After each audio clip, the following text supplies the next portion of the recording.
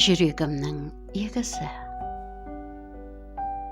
Бір-бірін түсінуге тырысқан екі жанның өз тәкаппарлығынан аттауы сондай тамаша қадам.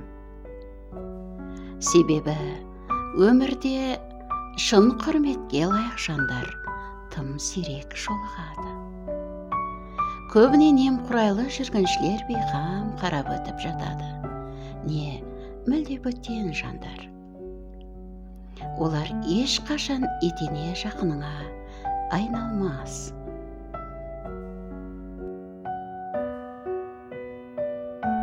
Көбісі сенің тағдыры пойызыңның жай жолаушылары. Не кездейсоқ сапарластар. Олар сенімен ақырғы аялдамаға дейін бармас. Сенде жүрек қал демейсің. Ал тағдырлы кездесу болса күн жарық етіп, жүрек тіретсе, жан дүниеңмен, міне бұл сол, менің сыңарым, серігім деп білсең, осыны сезінесің.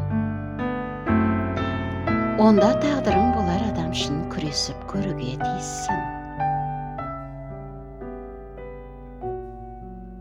Өмірлік сыңарың болар адамнан адасып қалу оңай. Ол үшін тәкаппарлықтың ырқына көнсең болғаны.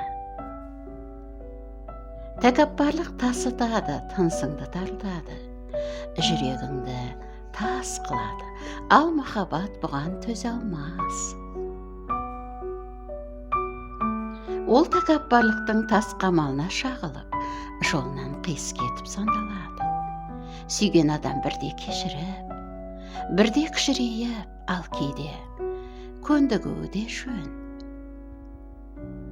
Бір-біріңмен кездесуге асық болыңдар, теріс айналмаңдар. Оның көзіне тура қарап үйрен.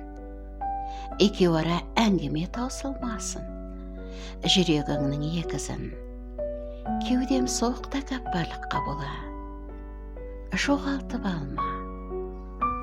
Тәкаппарлық сені жеңбей тұрғанда, оны өзің жеңіп дағдылан. Авторы Алина Ермолаева.